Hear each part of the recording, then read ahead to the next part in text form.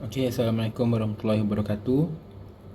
So video ni adalah video untuk nota TC 0.3 berkenaan dengan Energy Policies and Legislation untuk subjek EPO 626. Okay, kita tengok objektif untuk topik ni. Okay, the objective of this topic are deliver an understanding of policies and legislation. Okay, policies and legislation ni berkaitan dengan undang-undang lah, laws dan juga regulation. Okay, berkaitan dengan apa? Related to energy management. Okay, polisi dan juga undang-undang ataupun law berkaitan dengan energy management. Okay, awak tak perlu nak ingat dia punya akta dan juga section yang lebih tepat lah, sebab ini just orang kata untuk brief explanation sahaja. Okay. Yang kedua, provide sufficient information on policies that support energy management practice. Kita nak kaitkan, okay, kita nak kaitkan antara practice dan juga law-law yang related. Okay, content ni dari introduction. Yang kedua, energy policies in Malaysia, dan juga legislation ataupun regulation related to energy management, undang-undang yang berkaitan dengan energy management. Okay, tengok dia punya introduction. Okay, Malaysia's commitment. Okay, Malaysia is adopting an indicator of voluntary reduction of up to 40% in term of emission intensity of gross domestic product by the year 2020 compared to 2005 level. Okay, jadi ini disampaikan oleh kita punya former Prime Minister di United Nations Climate Change Conference Copenhagen 2009. Okay, dia bagi ucapan ni semasa di persidangan Copenhagen tahun 2009, yang mana dia target Malaysia untuk mengurangkan 40%, okay, pembebasan emission bermaksudnya emission of greenhouse gas. Dia merujuk pada emission of greenhouse gas ataupun carbon emission. Okay, dia target untuk kurangkan 40% carbon emission. Okay, pada tahun 2020, compare tu dia pakai benchmark ni ialah pada tahun 2005. Okay, so apa yang dimasukkan dengan carbon emission? Okay, jadi dekat Malaysia ni kita punya penggunaan tenaga banyak membebaskan karbon. Okay, contoh yang paling mudah, kereta dan motosikal. Okay, kita masih lagi banyak menggunakan kereta dan motosikal yang membebaskan banyak karbon monoksida dan sebagainya. And kita punya penghasilan tenaga elektrik pun banyak bergantung kepada natural gas dan juga coal. Okay, natural gas dan juga coal ni adalah bahan yang memerlukan pembakaran. Okay, dia perlukan combustion. So bila ada pembakaran, dia akan bebaskan gas-gas karbon. Okay, so a reduction of 40% in carbon emission will have to be achieved through, okay, macam mana kita nak buat? Melalui energy efficiency. Okay, so bila kita sebut energy efficiency, okay, energy efficiency ni selalunya dia melibatkan equipment, okay, alatan elektrik tu sendiri. Okay, so instead of kita gunakan lampu lama, lampu kena floor tu, kalau kita dapat tukarkan kepada lampu LED, okay, kita punya penggunaan elektrik akan berkurangan, tapi tidak efek kepada kecerahan cahaya. Kemudian yang kedua ialah melalui conservation. Okay, conservation ni dia punya keyword dia adalah bergantung pada kita punya behavior, sikap kita. Okay, guna bila perlu, okay, tutup bila tak perlu. Okay, kemudian menggunakan aplikasi renewable energy. Okay. Jadi dia lebih pada ikut lah, kita gunakan renewable energy seperti solar, wind, biomass dan sebagainya. Okey, solar ni yang gunakan solar photovoltaik lah, panel yang color hitam yang biasa nampak atas bumbung tu. Okey, wind kita gunakan kincir angin, which is kalau kat Malaysia sebenarnya tak sesuai. Okey, sebab angin kita ni ada dia punya monsun berubah arah dan sebagainya. Dan angin kita tidak tetap, ada hari yang ada angin, ada hari yang tak ada angin. Okey, kemudian satu lagi ialah biomass. Okey. Biomass ni lah kita bakar kita punya bahan buangan, okey, sebagai sumber tenaga elektrik. Okey, contohnya awak pernah dengar term incinerator. Okey, yang mana kita akan bakar kita punya sampah dan haba yang terhasil tu kita akan gunakan untuk hasilkan tenaga elektrik. Okey, but still dia akan bebaskan carbon gas, carbon emission. Ataupun biomass ni bermaksud kalau kita mendapkan kita punya bahan buangan, okey, contohnya di tempat pelupasan sampah, okey, di bahagian bawah tanah nanti akan terkumpul gas-gas metana dan sebagainya, yang gas tu boleh diekstrak sebagai sumber bahan api. Okey, itu dipanggil sistem biomass.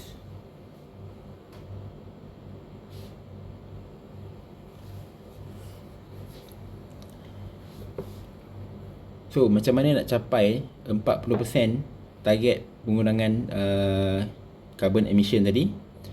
Yang pertama, okay, kerajaan buat implemented the Efficient Management of Electrical Energy Regulation 2008. Okay, ini adalah satu regulation di bawah Akta Electricity Supply Act 1990. Okay, di bawah Akta Pembekalan Tenaga Elektrik 1990. Okay, jadi regulation ni dibuat untuk encourage efficient management of energy. Okay. Okay, EMIL 2008 ni memperuntukkan mana-mana premis ataupun pengguna elektrik yang menggunakan ataupun membekalkan tenaga elektrik sebanyak 3 juta kWh dalam tempoh 6 bulan perlu melantik seorang Registered Electrical Energy Manager bagi membuat laporan kepada Suruhanjaya Tenaga setiap 6 bulan. Okay, itu dia punya regulation dia secara mudah lah. Okay, secara general itu adalah regulation dia. Okay, mana-mana bangunan yang menggunakan lebih daripada 3 juta kWh terkumpul dalam tempoh 6 bulan perlu melantik seorang Registered Electrical Energy Manager. Okay, jadi macam mana nak tahu dia guna 3 juta tu lebih ke kurang? Okay, dia ambil bil katakan bil bulan 1 sampai bil bulan 6, dia tambahkan dia punya jumlah kilowatt-hour penggunaan tenaga tadi. Okay, kita punya penggunaan tenaga kita measure dalam bentuk kilowatt-hour. Okay, yang ni ada dalam bil. Okay, kita tambahkan total dia daripada bulan 1 sampai bulan 6. Okay, dan kalau jumlah tu melebihi 3 juta kWh, maka dia telah tertakluk secara automatik di bawah EMIL 2008. Dan jika dia tidak menghantar laporan dan tidak melantik seorang Registered Electrical Energy Manager, dia akan di-compound. Okay, company tu akan di-compound lah. So, untuk dapatkan 3 juta kWh ni biasanya company-company yang besar. Okay, dan biasa untuk company-company yang besar ni, TMB boleh monitor dia punya penggunaan tenaga dia secara online. Okay, maknanya bukan macam rumah kena ada orang datang baca meter.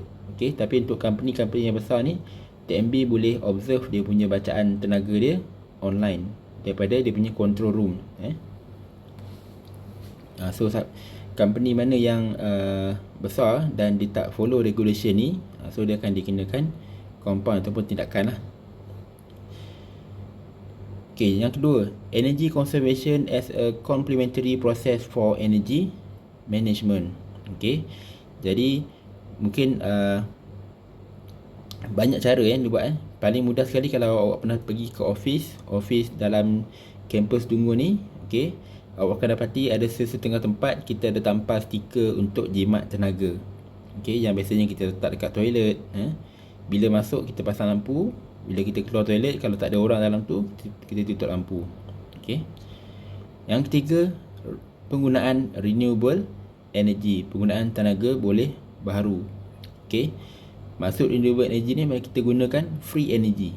Okey, yang kita gunakan tenaga solar daripada matahari, kita gunakan tenaga wind, okey, daripada angin, okey, supaya kita dapat kurangkan dependensi, pergantungan kepada fossil fuel.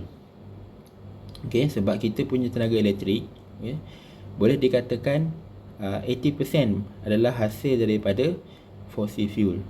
Okey. 20% saja yang kita gunakan hydro dan juga campur renewable energy. Okey. Kemudian pengenalan kepada feed-in tariff. Okey. Pengenalan kepada feed-in tariff is being prepared allow for payment of high tariff for purchase of privately generated renewable energy. Okey. Jadi apa maksud feed-in tariff? Okey. Jika ada pengguna yang pasang solar dekat dia punya rumah ataupun bangunan, okey, dan jika tenaga yang dihasilkan daripada solar tu ada lebihan, dia boleh menjual semula kepada TNB. Okey. Maknanya dekat rumah dia pasang satu sistem solar dan sistem solar tu bersambung kepada satu energy meter. Okey. So kalau ada lebihan tadi, meter tu akan tunjuk yang tenaga tu telah dialihkan kepada TNB. Okey. Dan bila dialihkan kepada TNB, TNB kan take note dia punya jumlah tenaga yang telah dialihkan masuk sistem TNB, dan TNB akan bayar dia berdasarkan jumlah tu lah. Okey. Tapi bukan semua orang yang boleh apply feed-in tariff. TNB dia ada kuota dia. Okey, dan untuk pengetahuan awak, kuota untuk feed-in tariff dah lama habis. Okey. Jadi yang ada sekarang ni adalah kita panggil net energy metering. Okey. NEM. Okey, net energy metering. Okey, dalam bahasa mudah ni net energy metering ni dia maksudnya kalau orang tu pasang solar kat rumah, okey, net energy metering ni maksudnya dia akan dapat diskaun daripada dia punya penggunaan elektrik. Sebenarnya bukan diskaun, tapi sebabkan dia dah gunakan tenaga daripada solar, jadi pada masa dia guna solar tu dia tak perlu bayar pun kos daripada TNB tadi, walaupun TNB tu still lagi online ke rumah dia. Okey. Dan kuota untuk NEM akan tamat pada 31 Disember 2020. Okey. Dan saya tak sure sama ada TNB akan sambung ataupun tidak. Okey, dan untuk pemasangan solar di rumah, kos dia agak mahal lah. Okey. Biasanya untuk 1 kilowatt, okey, 1 kWp is equivalent to RM5,000. Okey. Ini pun yang paling murah. Okey. 1 kilowatt ni boleh buat apa? 1 kilowatt ni nak on periuk nasi pun tak cukup. Okey, tapi itu pun dah berharga RM5,000. Okey. Tapi investment ni berbaloi untuk long term sebab 1 kWp yang kita dapat dari solar ni adalah free energy. Okey. Dan kita akan dapat balik modal dalam tempoh yang berpatutan lah, dalam tempoh yang boleh diterima. Okey.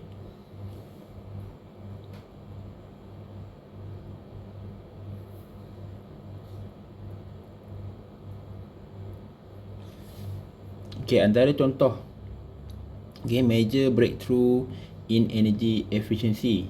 Okey, ni pada tahun 1938. Okey. The modification from horizontal to vertical mounting was carried out at a workshop in Malim Nawa, Perak. Okey, till early 1960s. Okey, kita tengok horizontal mounted motor pump at in mind before pump at in mind before 1938. Okay. High suction head low efficiency. Okay, maknanya sistem asal ni dia tidak efisien. Okay,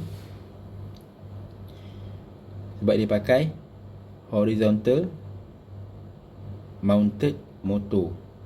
Okay, horizontal mounted motor. Okay, maksud horizontal mounted motor ni maksudnya dia punya shaft. Okay, kalau awak ada satu motor dia punya shaft ni, okay, dia punya batang tengah ni dalam keadaan horizontal. Okay, so kalau awak lukis motor, okay, motor awak macam ni lah. Okay, ini shaft di tengah. Okay, dia akan pusing macam ni. Okay, dan kalau vertical ni maksudnya dia punya shaft tu, shaft motor tadi akan berkedudukan macam ni. So dia akan pusing macam ni lah. Okay, saya menegak. Okay, so dengan menggunakan vertical ni dia dapat pump daripada ini dari lombong dia akan dapat pump air keluar dengan kadar yang lebih efisien.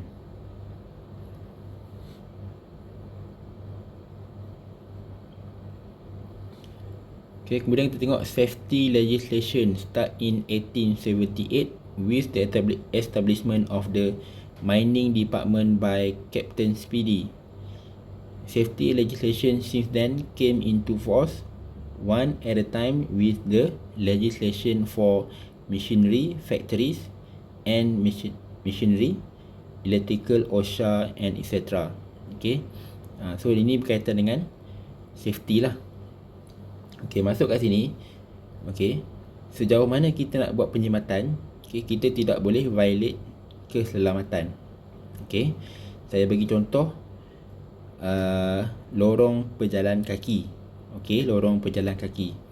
Okay, pada waktu malam, okay, kalau awak biasa tengok lorong pejalan kaki ni lampu dia akan sentiasa terpasang. Okay, padahal kalau kita tutup, okay, kalau kita tutup lampu lorong pejalan kaki pada waktu malam, dia akan dapat memberi penjimatan sebab pada waktu malam tak ramai pun orang yang lalu. Okay, but kalau kita tutup, okay, in case ada orang lalu dekat lorong pejalan kaki tu, dia tak nampak ada bonggol ke, dia tersepak lubang ke sebagainya, so dia akan membahayakan keselamatan. Okay, so bila melibatkan keselamatan ni, dia tidak boleh violate the regulation lah. Okay, maksudnya nak buat penjimatan kena tengok dulu faktor keselamatan. Okay, boleh jimat asalkan tidak membahayakan keselamatan.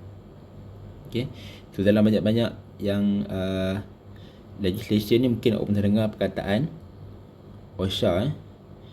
Okay, Occupational Safety and Hazard. Okay,